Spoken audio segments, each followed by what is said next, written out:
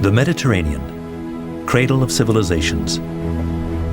The first sea peoples, Aegeans, Phoenicians, and Egyptians, appeared in the 3rd century BC. They were the inventors of the sail.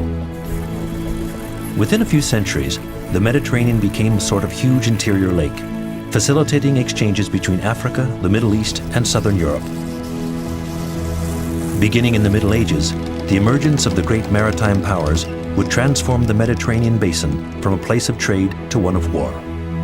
A part of this history would take place in the Ligurian Sea, an arm of the Mediterranean between Corsica and the shores of France and Italy.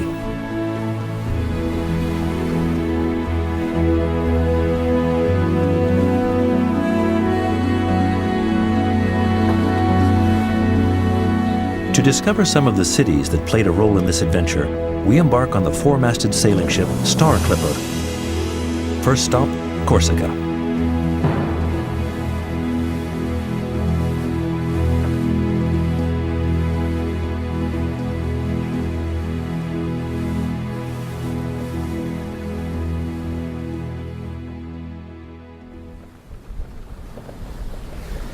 After a night of sailing, the mountains of Corsica loom on the horizon.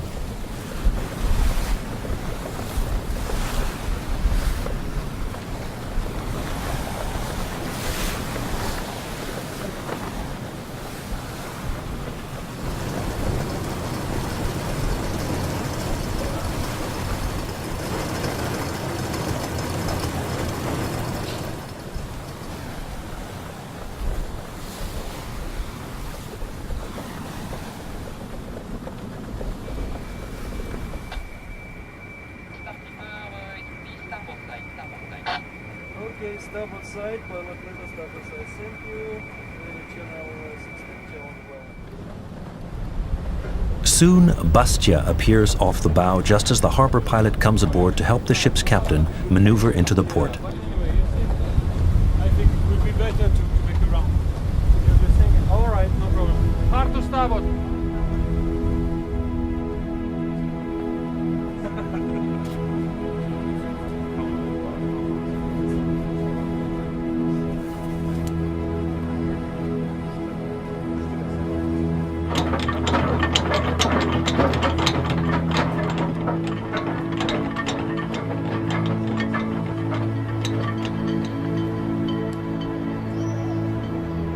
We drop anchor a few cable lengths from the docks.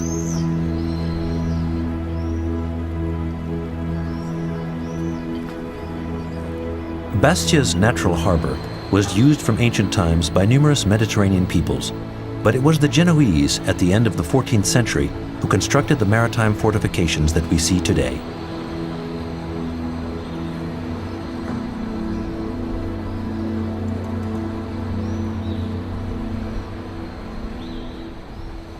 The Genoese left a strong imprint. We're standing here only a few feet from the governor's palace. This was the heart of Corsica. Over the centuries, Corsicans lived according to the laws and decrees that emanated from this palace. You have to remember that. So Bastia obviously had a strong Genoese influence. Genoa not only imposed its own laws, both administrative and military, but its architectural style as well. The curves and scrolls of Baroque art flourished on palace walls and church pediments.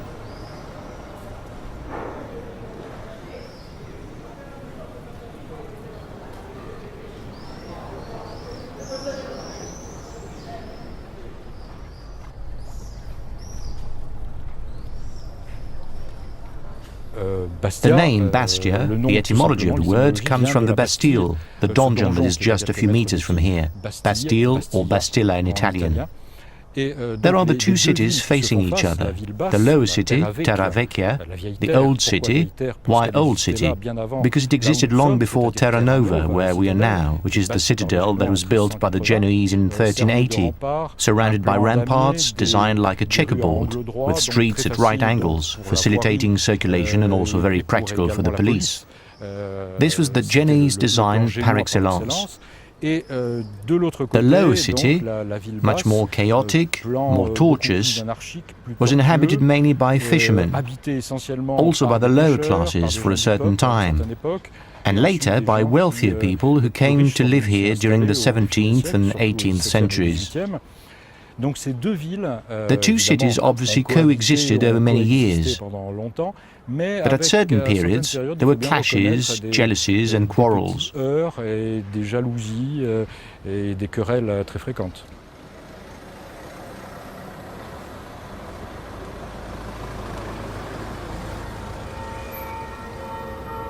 Just a few steps away from the narrow passageways of Terra Vecchia is St. Nicholas Square.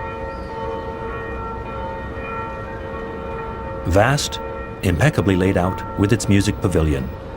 Here we see Bastia, French, imperial, in the style of Haussmann.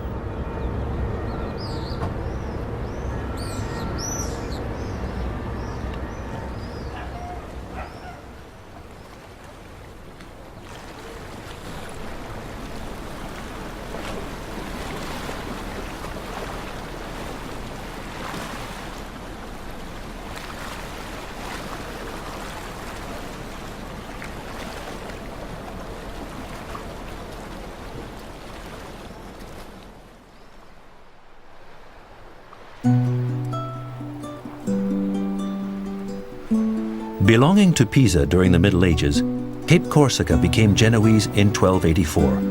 It's a wild and magnificent landscape. Here along the shore, the vestiges of Genoese watchtowers stretch into the distance. Guy Meria has dedicated his life to cataloging, protecting, and sometimes reconstructing these towers, ghostly testaments to many centuries of Corsican history.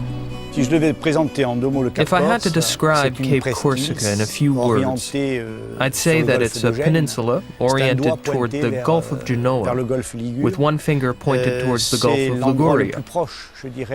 It's the area the closest to terra firma, the mainland. When the Barbary pirates first attacked the western Mediterranean, they had the support of the Turkish Seljukids, who had taken Constantinople and who occupied the eastern Mediterranean.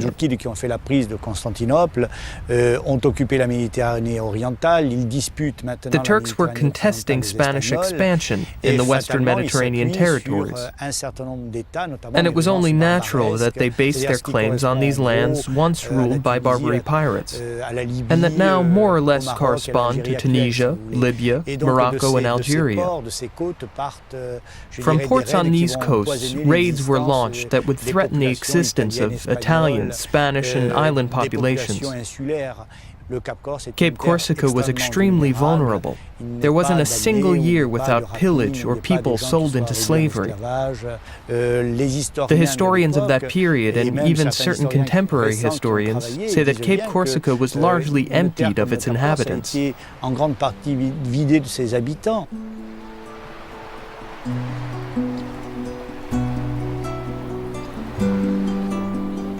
Thanks to fishing, agriculture, and commerce, the economy of Cape Corsica flourished from the 13th to the 18th centuries. The towns were usually located on a promontory close to the sea.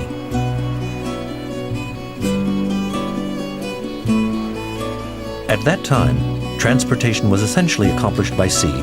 To load and unload their merchandise, the boats anchored in small inlets known as marinas. To protect the villages from the raids of Barbary pirates, the Genoese erected hundreds of towers around Cape Corsica.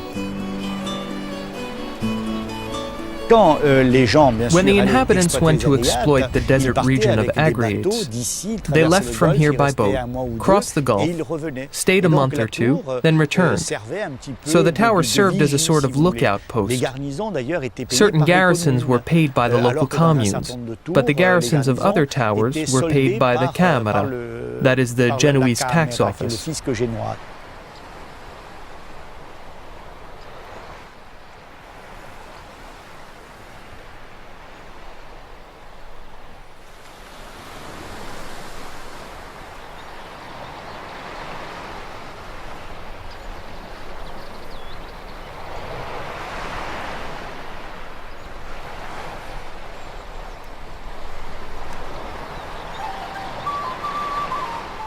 Was it the memory of those murderous raids that led the Corsicans to move away from the sea? Did these shores offer, in spite of their beauty, only an illusion of protection, a comforting silhouette?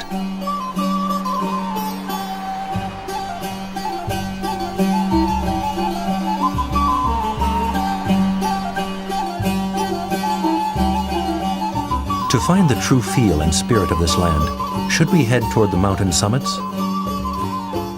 And what if Corsica wasn't an island, but a continent instead? From Carchetu, his village situated in the heart of Castaniche, Jean-Claude is perhaps the only person to be able to answer these questions.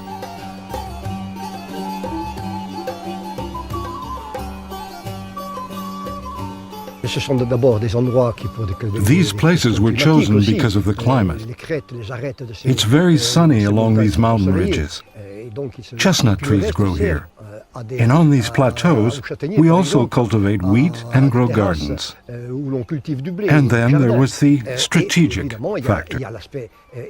You have to remember that the plains were vulnerable to the incursions of the Barbary pirates, and therefore it was necessary to retreat rapidly to shelter. And where were the most strategic locations? The ridges on which the fortified tower houses were built.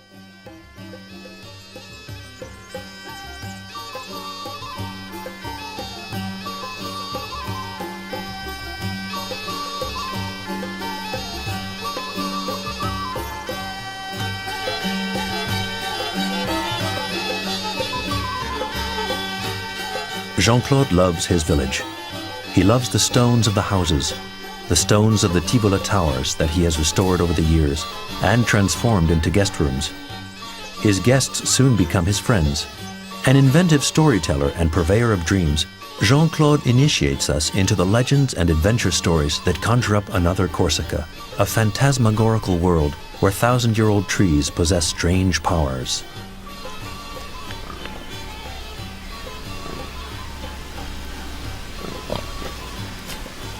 The chestnut trees are more than mere trees.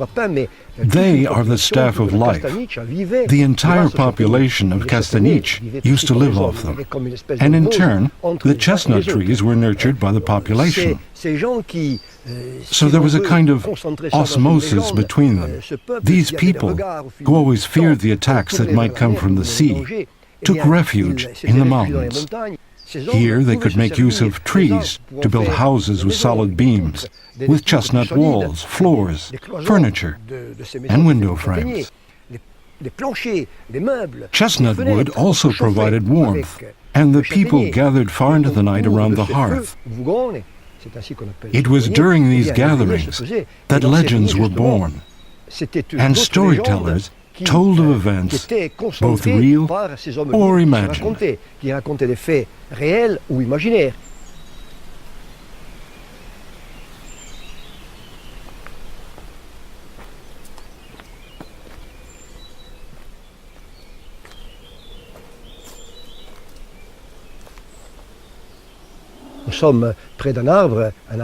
This giant chestnut tree that spreads its tentacles above is named Malconcine. Malconcine means the meeting place of evil. And if we look carefully, we understand that this is more than just a tree.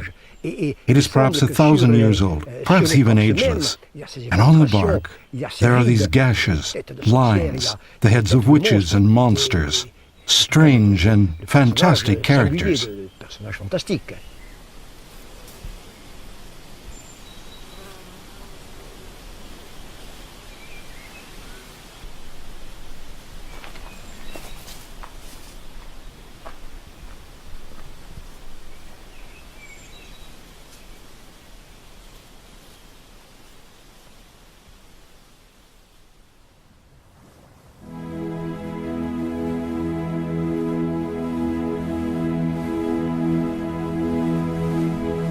The Star Clipper sets sail from Bastia.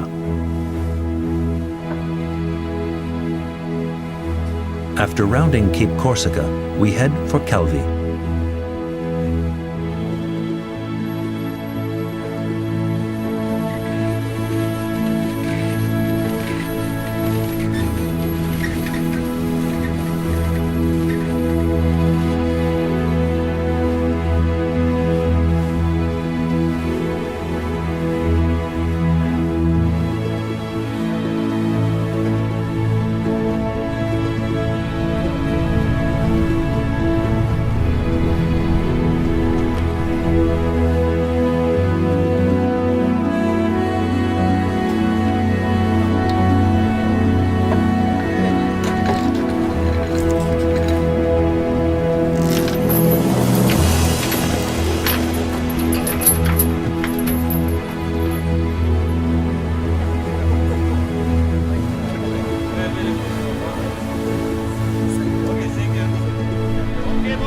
stand by. Orders and depths.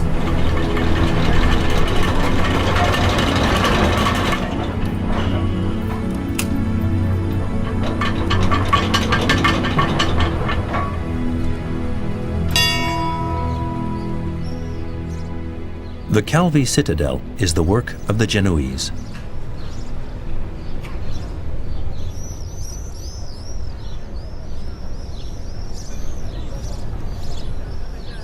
Begun in 1453 and strengthened throughout the 15th century, the Calvi fortress demonstrates the Genoese determination to stay in Corsica.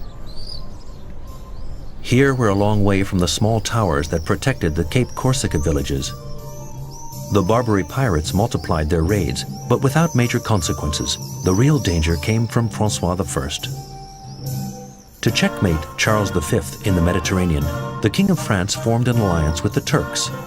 After seizing Bastia, Ajaccio, and Bonifacio, French warships and Turkish galleys headed by Dragut the Corsair tried to take Calvi in 1553. But after 2 years of siege, the Turks and French gave up, and Calvi remained Genoese. In Calvi, the ramparts are really massive, really imposing, built on a rock. If you took the citadel apart, its base would be grey granite rock, bare without any vegetation, resembling a bald skull. Calvi comes from calvus, which means bald in Latin. On the opposite side, there is a relatively deep gulf, which is closed at one end by the spale point. This offered shelter to ships seeking a safe harbour, even more so because of Revelata Point, an arm of land in the sea, a peninsula that was a veritable dam against Mediterranean storms.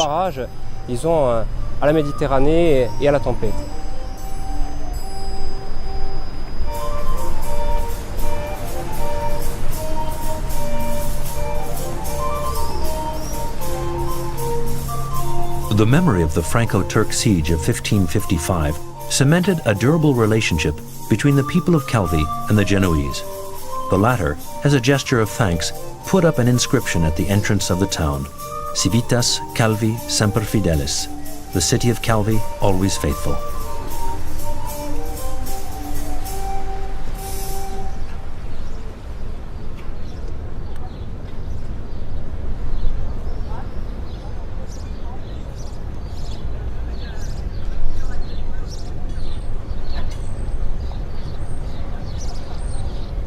Calvi is a favorite tourist destination in Corsica. Usually visitors only notice the fortifications, the beautiful salt tower, except when a fishing boat returns to port.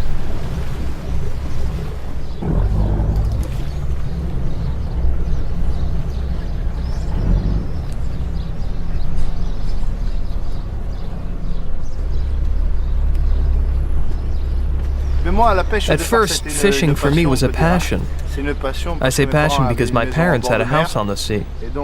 And so, little by little, I started fishing in small boats. I also did some underwater fishing. I liked it, so I kept doing it. Corsicans are not really sea people. You have to admit that they're mountain people. When I go out to sea, there aren't many Corsican boats that are there for fishing. Even young people now, you show them a fish, and they don't know what it is. They don't know the different kinds of fish, what they're called and all that. They just don't know. You could say it's been a good fishing day. I haven't unloaded because of the bad weather. We had force 5 or 6 winds. So I just left everything on the boat.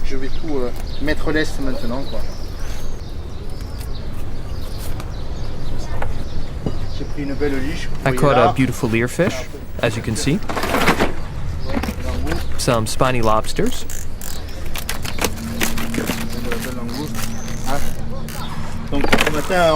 So you could say I've had a good day.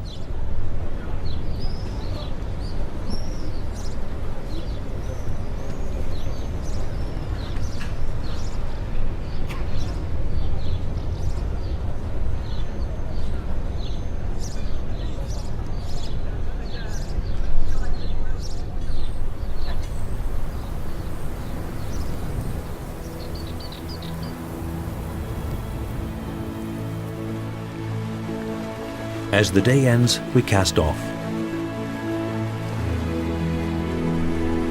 The Star Clipper softly glides over the surface of the water.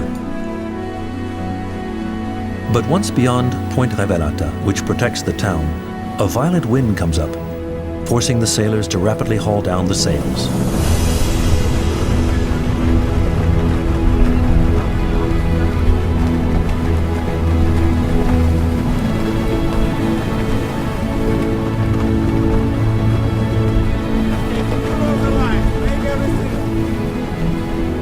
Through rough seas, we continue our voyage towards Ajaccio.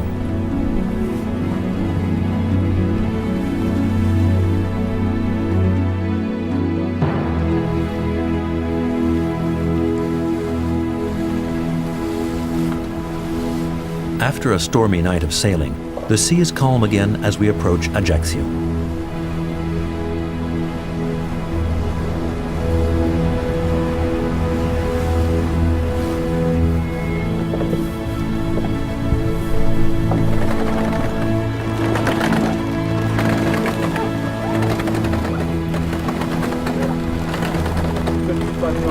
The harbor pilot, who has just come aboard, confirms that last night there were wind gusts of more than 100 kilometers per hour. In those conditions, many boats came to take shelter in the Gulf of Ajaccio, the largest gulf on the island. 4-5, yeah?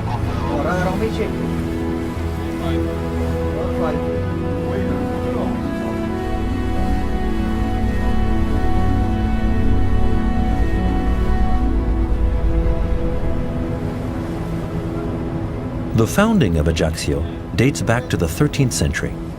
In 1272, while searching for a safe harbor between Calvi to the north and Bonifacio to the south, the Genoese discovered the Gulf of Ajaccio and decided to establish a small colony there.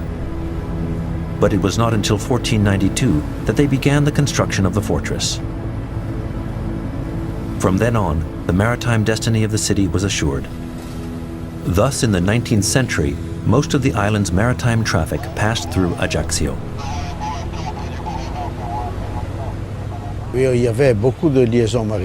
There were many boat connections between Corsican cities. For example, to go from Ajaccio to Bastia, you could often take the boats that went around the island. That's certainly what Napoleon did. There were also boats going from Propriano to Bonifacio. In the end, boats were the most comfortable, since Corsica had practically no roads at the time, but there were plenty of trails. It's true that the Corsicans are much more oriented towards land than sea, but you can be sure that there were sailors here. They manned the sailing ships that linked Corsica to the continent, and there were also a lot of fishermen. There were 500 or 600 coral fishermen who went as far as the coast of Algeria, along the Barbary coast, as they called it then. Corsica didn't have much to export, and the crossings were so long and dangerous. It took 4 or 5 days just to get to Marseille.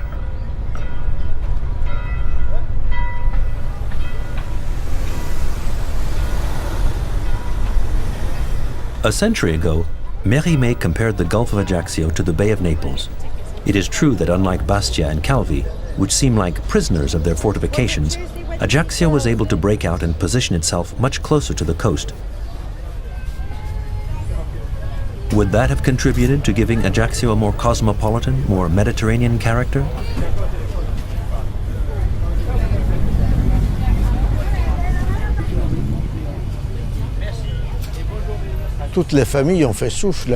All or most of the original families contributed to the founding line. There are still names that sound Genoese, but there was much interbreeding. Ajaccio became a melting pot of the early inhabitants together with the Genoese, the French, the English, the pirates of the Barbary coast. There was a bit of everything, including the Spanish at one time. It was a Spanish colony. With the constant interbreeding that was so characteristic of the Mediterranean, what do we know of Napoleon's ancestral origins? Were the Bonapartes among the 100 families that arrived here from Liguria in 1493? We don't know if the name was Bonaparte or Buonaparte. Napoleon himself used to sign his name Buonaparte when he was a young man. Later, he dropped the U and it became Bonaparte. It was certainly a Genoese family to begin with, but how much of Genoese extraction actually remained in the Bonaparte family?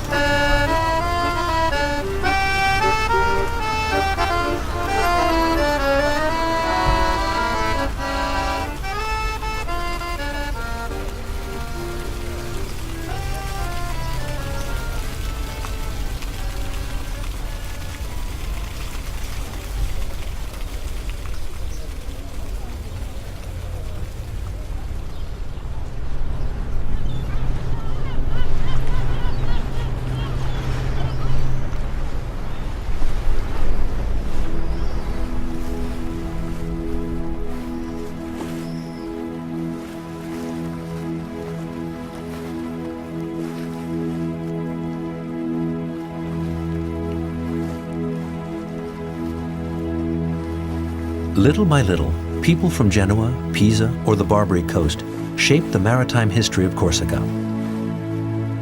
Let's head toward Italy now, and more precisely, to the island of Elba.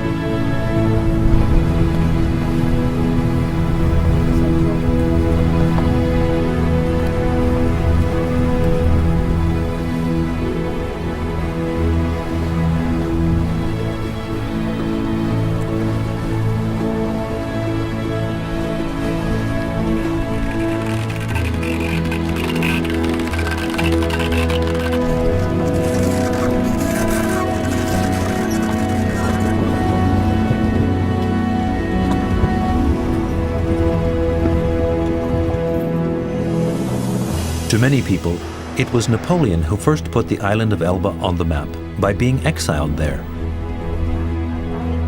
But in ancient times, the island was already famous for its iron mines. They gave the capital its name, Portoferraio, the iron port. Built upon ancient Ligurian and Etruscan cities, Portoferraio encircles the harbor like an amphitheater.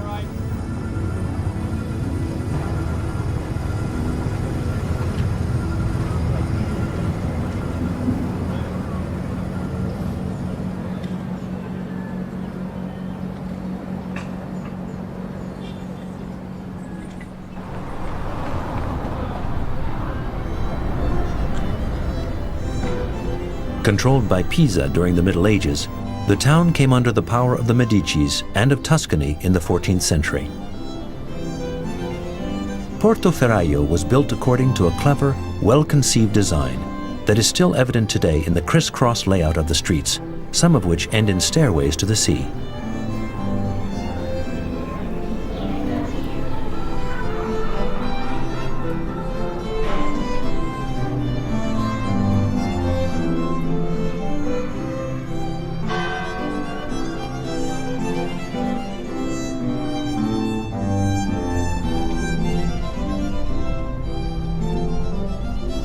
The island of Elba is in the center of the Western Mediterranean. It has played an important role since the ancient Etruscan and Roman areas, as well as throughout medieval and modern times.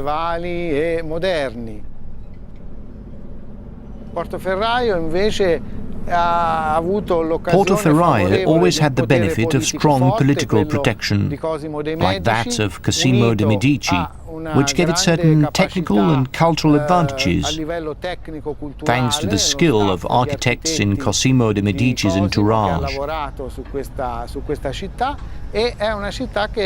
This city was planned and built according to an extremely functional plan. The architects who designed the city imagined it like a military machine. Cosimo de' Medici was the true founder of this city. He established its political identity and gave it its name, Cosmopolis. By this obviously powerful and pompous name, Cosimo played on a double meaning. Cosmopolis, as the city of Cosimo, but also Cosmopolis, city of the cosmos. The cosmos being the opposite of chaos, and meaning a city of harmony and order.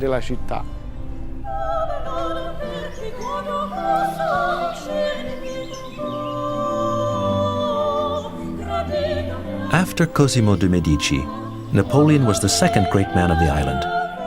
Like his illustrious predecessor of the Renaissance, and during the several months he spent here, he was also very busy organizing, legislating, constructing roads, in other words, governing.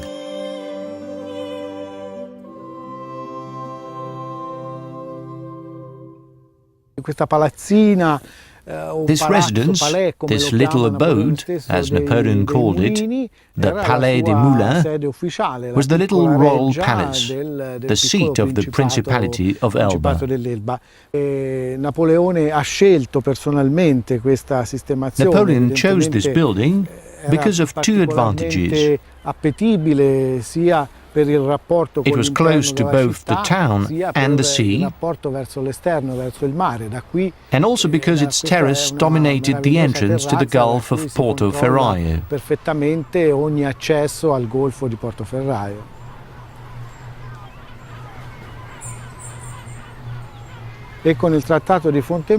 With the Treaty of Fontainebleau, Napoleon renounced 99% of his empire, but kept the island of Elba.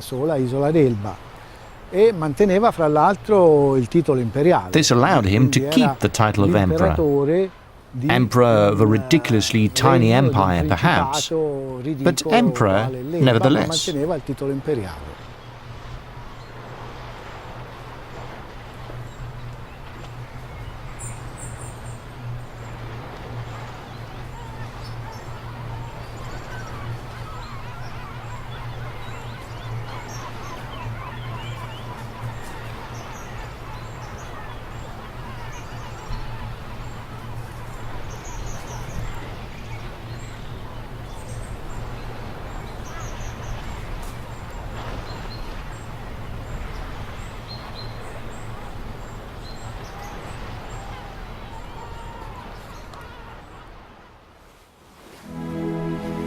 We're at sea again, cruising along the Ligurian coast.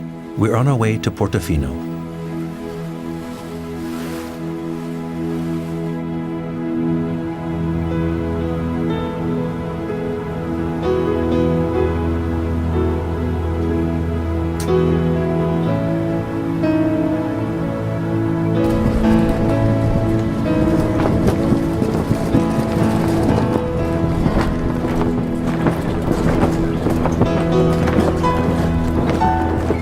Portofino is one of the most fashionable towns on the Italian Riviera. And although it's a mecca for the rich and famous, its glamorous reputation shouldn't obscure the rare beauty of this natural site, which has been renowned since ancient times. Behind us is one of the most protected bays in Italy, and of the entire Mediterranean. In Roman times it was already called Portus Delphini, the port of the dolphin, because of its crystal clear waters. And still today, the triangle formed by Corsica, the Ligurian coast, and the French Riviera is a sanctuary for the whales and dolphins that come to reproduce in these waters every year. Behind us is the Gulf of Tigullio, and the Bay of Portofino is the most closed off, the most protected part of the Gulf.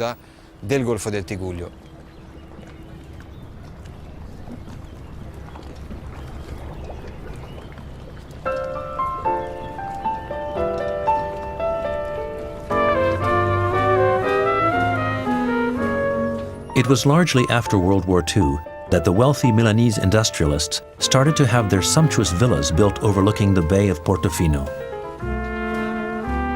During the summer, they never go down to the port, undoubtedly so as to avoid the numerous tourists on their day trips from Genoa or Porto Venere.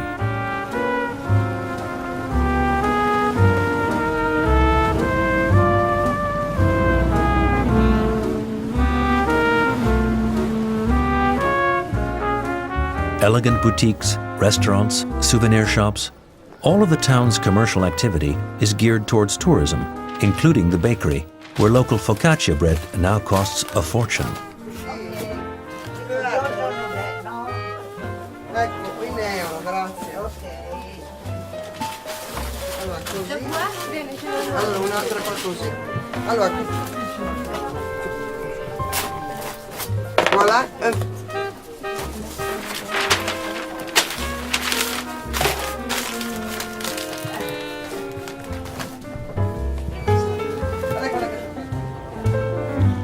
If Portofino became one of the most famous spots on the Riviera, it was thanks to Hollywood film stars, and particularly the actor Rex Harrison. Having had a few too many drinks while celebrating his Oscar there, it was reported that he accidentally dropped the statuette in the port.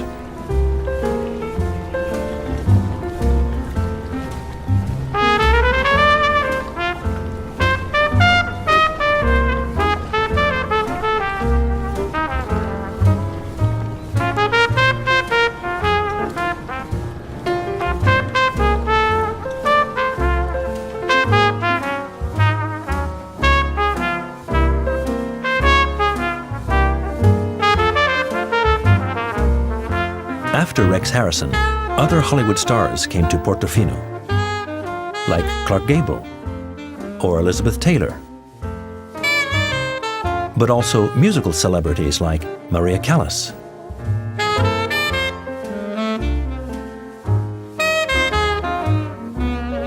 Hollywood stars also drew famous politicians like Winston Churchill. Famous duos like Laurel and Hardy, Ava Gardner and Humphrey Bogart.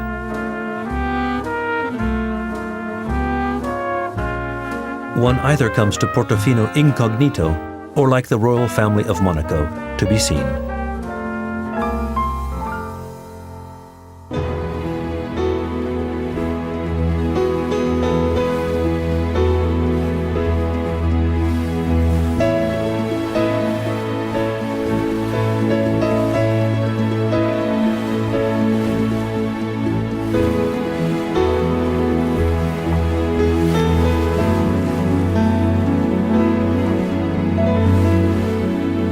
Continuing its journey, the Star Clipper set sail for Saint-Tropez.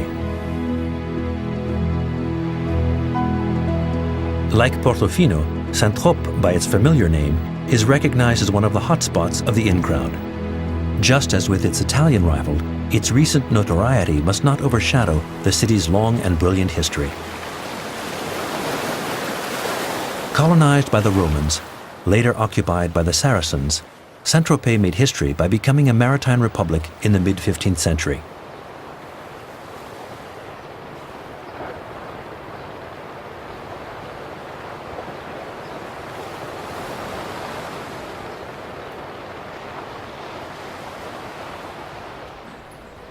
At that time, the patron saint of the city was already celebrated in the Bravade Festival, which is an ongoing tradition. The patron saint is carried in a procession through the streets of the town, accompanied by hussars, musketeers, and sailors.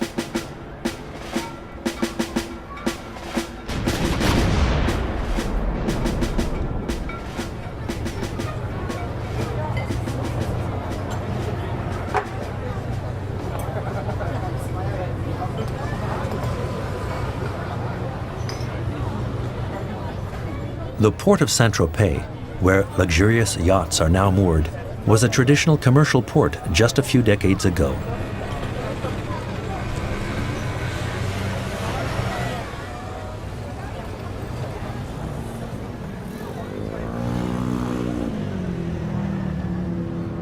Marius Astezan, president of the local association, Les Amis de la Bravade, remembers the era well. It was a very important fishing port, and a little commercial port as well, because everything was transported by sea then.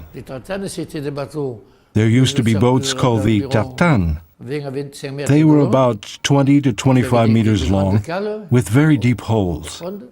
At first they were powered by steam, and later also by motor. At that time, I still remember it, there were wine barrels lined up the entire length of the port. It was bustling with activity.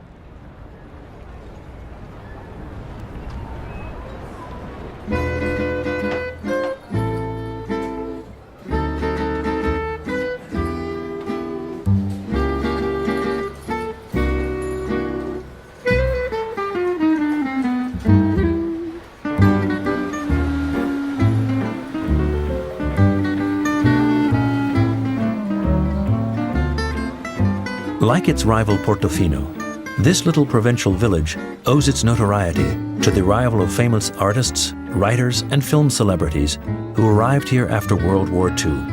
Simone Duckstein recalls those years when the little fishing port became a legend.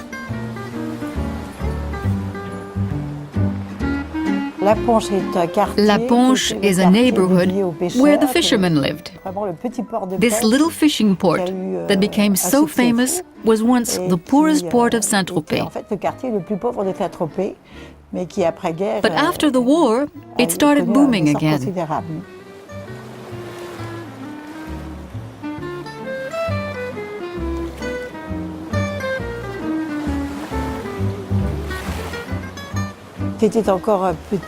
In those days, there were still the small bars where the fishermen went every night to play cards or drink pastis.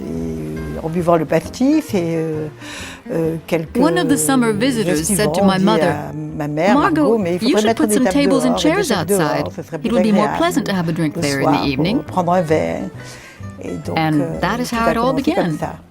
And so the Little Fisherman's Bar has become the little four-star hotel, famous worldwide, thanks to François Sagan, Juliette Greco, Annabelle Buffet, and so many others who adore this place.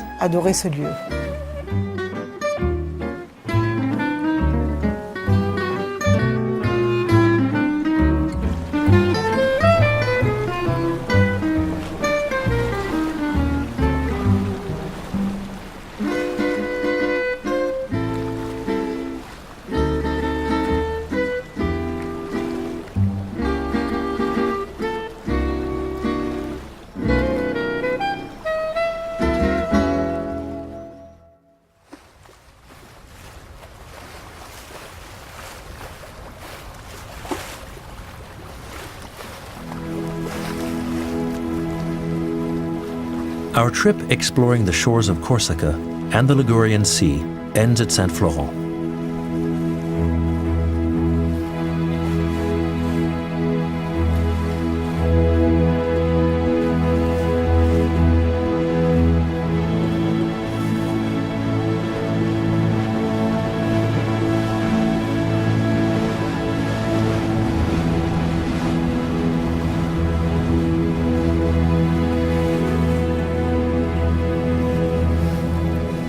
A few kilometers inland, gradually descending toward the sea, is the famous Patrimonio vineyard.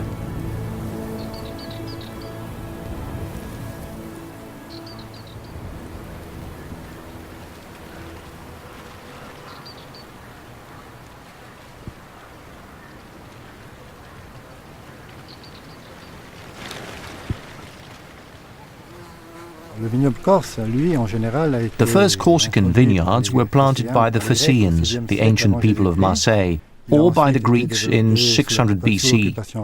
Later, more vines were planted under the Roman occupation. On Patrimonio, we still find traces of old vineyards dating back to the 12th century, when the island was still ruled by Pisa. The monks of La Gorgone, an island off the coast of Italy, came to evangelize Corsica after it had been overrun and even occupied by Barbary pirates. Since wine was essential for the church to celebrate the Eucharist, the monks planted vines, and that is how viticulture began in the region of Patrimonio.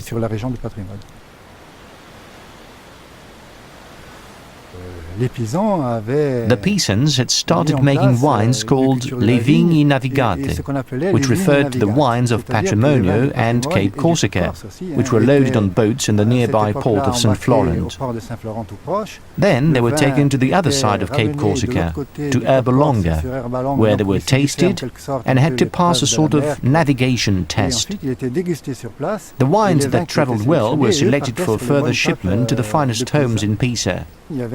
There was a certain pope, I don't remember his name, as well as several other popes who would drink only patrimonial wines.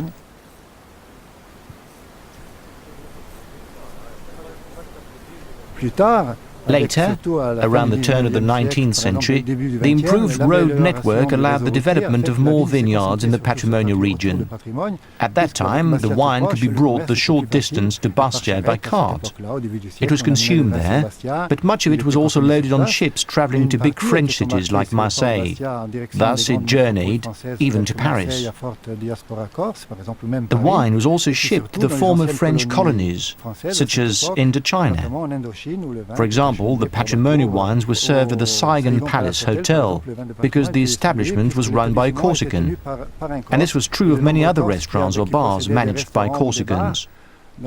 These were the reasons that the wine achieved such wide renown, far beyond the island.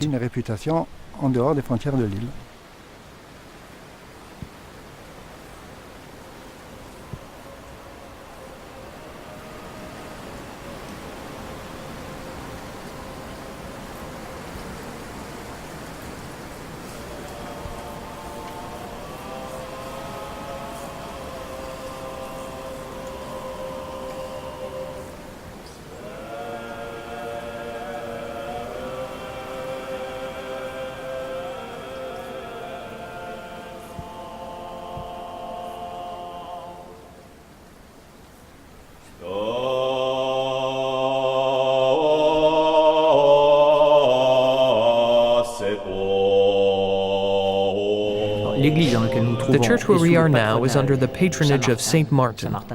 Saint Martin of Tours, who was a great saint, is also the patron of vintners here, so he's a very strong symbol in these agricultural regions. Saint Martin was often celebrated and invoked. He's the saint of prosperity. He's the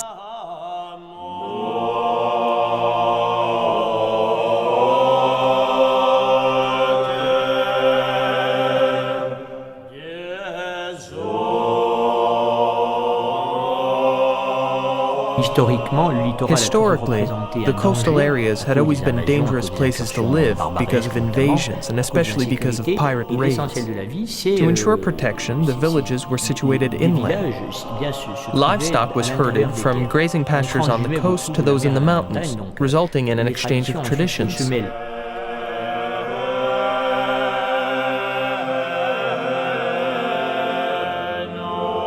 The traditional laudesi singing is a very ancient Corsican tradition. It dates back to the Franciscan period. Saint Francis of Assisi spoke of Corsica, saying it was his navicella. It seemed like a boat to him because Corsica seems to float on the water.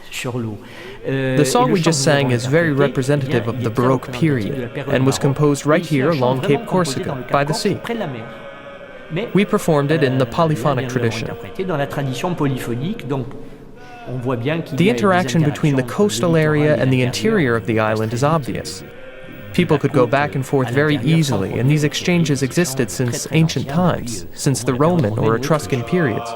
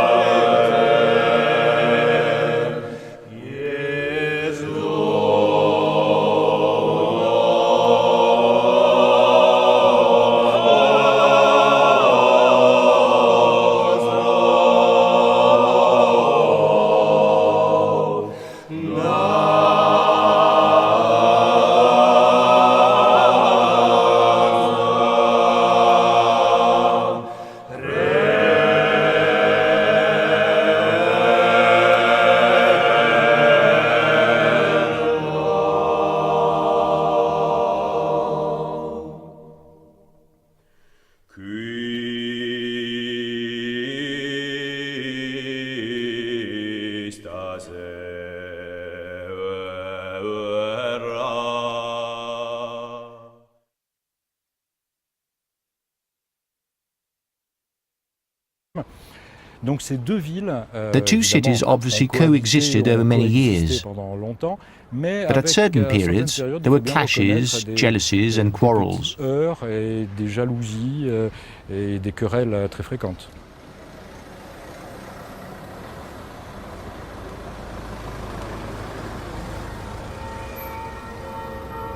Just a few steps away from the narrow passageways of Terra Vecchia is St. Nicholas Square. Vast, impeccably laid out with its music pavilion. Here we see Bastia, French, imperial, in the style of Haussmann.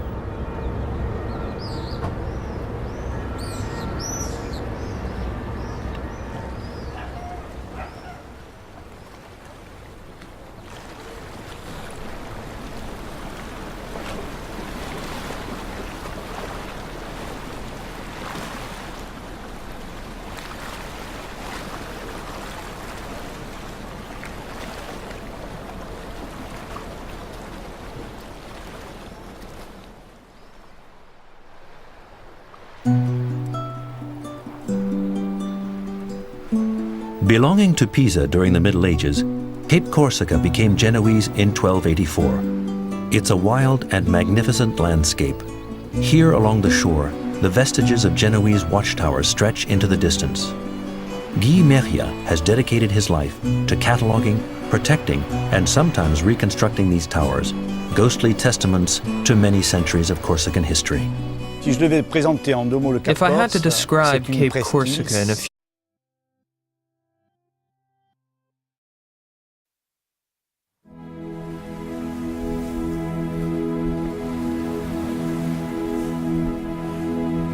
The Mediterranean, cradle of civilizations.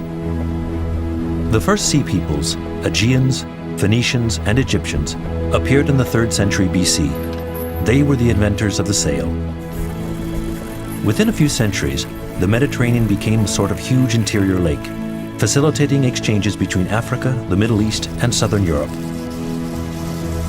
Beginning in the Middle Ages, the emergence of the great maritime powers would transform the Mediterranean basin from a place of trade to one of war.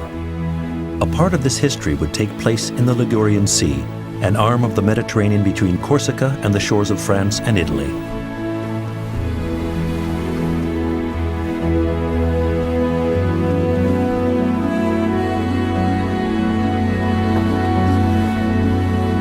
To discover some of the cities that played a role in this adventure, we embark on the four-masted sailing ship Star Clipper. First stop, Corsica.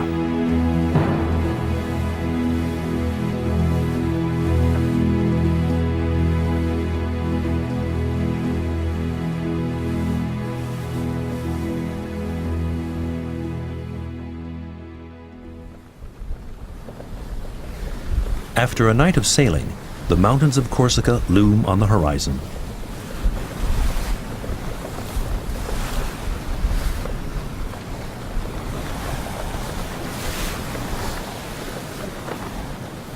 Few words.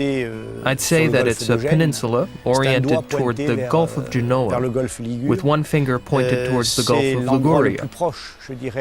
It's the area the closest to terra firma, the mainland. When the Barbary pirates first attacked the western Mediterranean, they had the support of the Turkish Seljukids, who had taken Constantinople and who occupied the eastern Mediterranean. The Turks were contesting Spanish expansion in the western Mediterranean territories, and it was only natural that they based their claims on these lands once ruled by Barbary pirates, and that now more or less correspond to Tunisia, Libya, Morocco, and Algeria. From ports on these coasts, raids were launched that would threaten the existence of Italian, Spanish, and island populations. Cape Corsica was extremely vulnerable. There wasn't a single year without pillage or people sold into slavery. The historians of that period, and even certain contemporary historians, say that Cape Corsica was largely emptied of its inhabitants.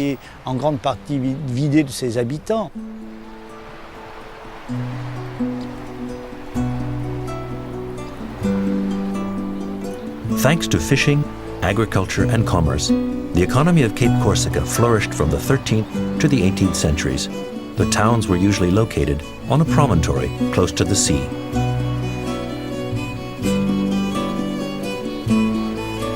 At that time, the Genoese left a strong imprint.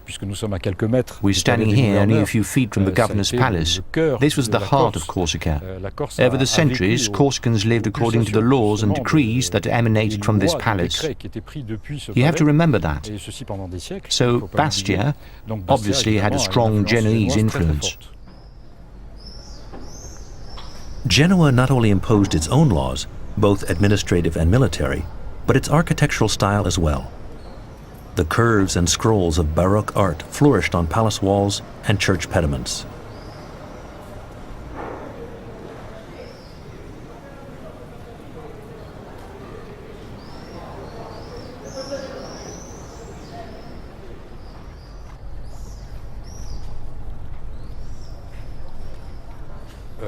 The name Bastia, the etymology of the word, comes from the Bastille, the donjon that is just a few meters from here.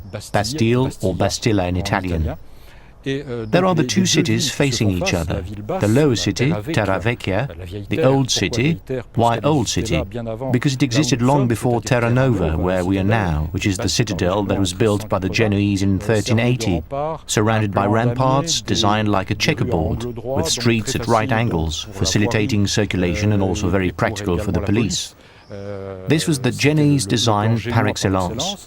The lower city, much more chaotic, more tortuous, was inhabited mainly by fishermen, also by the lower classes for a certain time, and later by wealthier people who came to live here during the 17th and 18th centuries.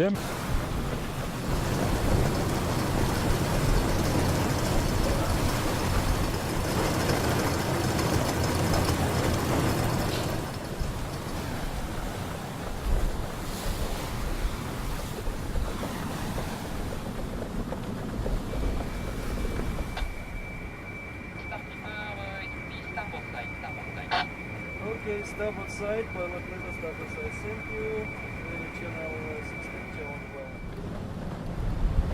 Soon, Bastia appears off the bow just as the harbor pilot comes aboard to help the ship's captain maneuver into the port. I think it would be better to make a round. All right, no problem. Hard to starboard.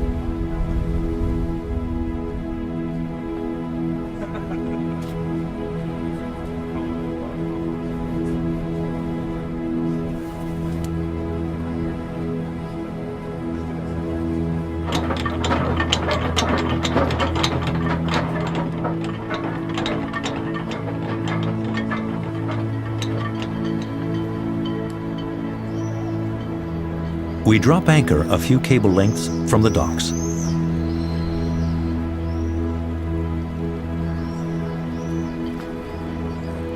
Bastia's natural harbor was used from ancient times by numerous Mediterranean peoples, but it was the Genoese at the end of the 14th century who constructed the maritime fortifications that we see today.